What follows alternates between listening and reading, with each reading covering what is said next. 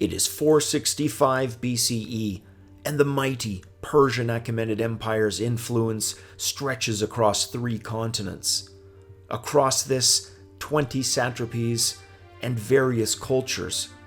But unlike many other empires to come, retaining native cultural identities was encouraged. The Persian Empire of the Achaemenids was almost unique among the world's empires in that their form of administration relied heavily on the continued goodwill of the populations towards their administrative satrapy.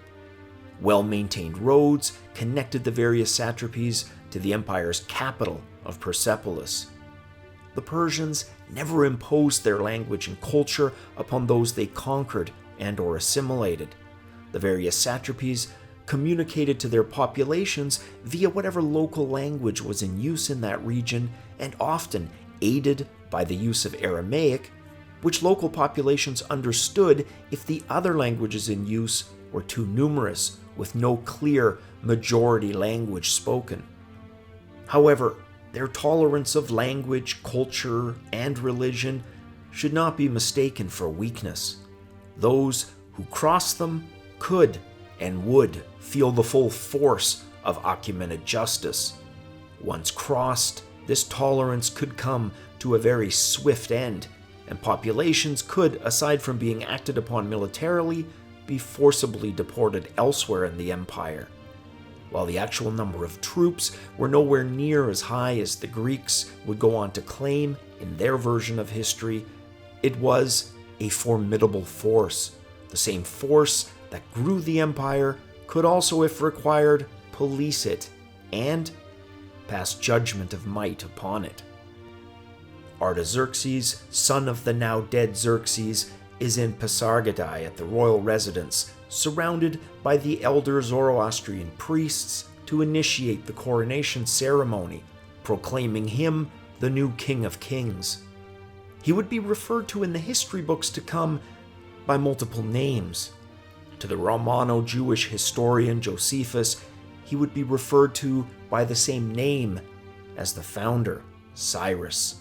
The Greeks referred to him as long-handed or long-armed due to the fact his right arm was said to be longer than his left. His ascension was tainted with bloodshed, as both versions of the events that transpired after his father died have him killing to obtain his crown. In one account, it's his brother, whereas in the other, it is him killing one of his father's bodyguards. The method of governance that Darius had put in place had proved its worth and created an era of stability that Artaxerxes would inherit and benefit from. He would, after the failures of his father and Shahs before him, however, take a different strategy with Greece. Rather than confront Athens and her allies, he would weaken the Athenians by directly funding their enemies in Greece. In response, the Athenians moved the treasury of the Delian League that they belonged to from the more neutral Delos to their capital in the Acropolis. This did not paint the Athenians in the greatest of light among their Delian allies, and it would become a source of contention in the future. Artaxerxes would also lend assistance to his father's most notable enemy, Themistocles. The very Themistocles who was the Athenian hero at the Battle of Salamis would see his popularity eroded through a series of events culminating in his exile from Greece. It was said that after Salamis, he became increasingly arrogant and his prestige and power grew, but much of this could have come from those who envied his stature and the resulting power that came with it. He would be implicated in a treason plot, and though acquitted, his building of a statue near his home that espoused his glory as Athens, and by extension Greek hero, was for many the last straw, and he found himself ostracized. For a short time, he found sanctuary with Alexander I of Macedon, but he would continue on to the heart of his previous enemy's capital, where he gained an audience with Artaxerxes. Artaxerxes, who had adopted the alternate strategy with regards to Greece, not only accepted Themistocles, but made him a governor of Magnesia, as well as Myus and Lampsacus, to, it was said, maintain him in bread, meat, and wine, things those cities were notable for. In addition, he was given Skepsis to provide him with clothes, and Percote to provide him with bedding.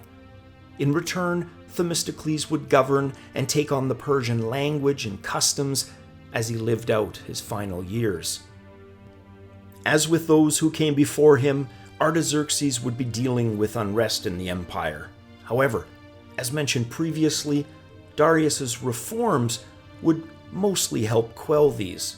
However, Egypt, as it had in the past, would again attempt to displace the Persians from their rule. Between 460 and 454, the Libyan king Inaros II, like his grandfather Psamtik III, would take up arms against Persia. Inaros would be aided by Persia's sworn nemesis, the Athenians. The very Athenians who now dominated the Mediterranean shipping lanes were led by Admiral Achaemenid. The Persian forces, led by the satrap of Egypt and either the brother or uncle of Inaros II, Achaemenes. It was said that Inaros overthrew his uncle on land, while the Athenians won triumphantly over the Persian fleet just off of Egypt's coast. Artaxerxes attempted at first to gain an alliance with the Spartans, but failing this, he sent a relieving force under Megabyzus. Megabyzus first laid siege to what the Egyptians called the White Wall of Memphis. He did this as many of the Persians were being held captive inside those walls. He was patient, and within a year defeated Inaros and his Athenian allies, forcing them both to flee to Byblus, which stood in the Nile Delta. Showing yet even more patience, Megabyzus managed to secure their surrender and eventual retreat. Out of this, a new order would arise with the signing of a treaty called the Peace of Calais, negotiated between the Persians and an Athenian politician whom the treaty is named after, Calais. It provided autonomy to the Ionian states and enforced geographic limitations upon both Persia and the Greek city-states of the Delian League with regards to where they could and could not go in the shared frontier between the powers. Artaxerxes was also known for improving the situation for the Jewish population in Israel. He appointed an Orthodox scribe by the name of Ezra to act as a court official for Jewish affairs, which essentially became an almost autonomous entity. And after 7 years, Ezra would, along with 1,500 exiled Jewish families, enter Jerusalem, where they were authorized to resume restoration of the temple and its walls that had previously been ordered by Cyrus. Artaxerxes would have 17 sons to various concubines, and as with previous kings, would resume the massive construction projects, including the completion of the Hall of 100 Columns in Persepolis started by his father. In 424, Artaxerxes joined his predecessors in death, leaving the crown to one of his sons, Xerxes II of Persia. Unfortunately, his reign would not see the passing of 2 moons before he too would be dead, initiating a period of instability that we will cover in part 6 of the series. Thank you for watching. If you like this video, please hit like, and if you've enjoyed videos on this channel but haven't yet, please consider subscribing. As always, until the next video, cheers.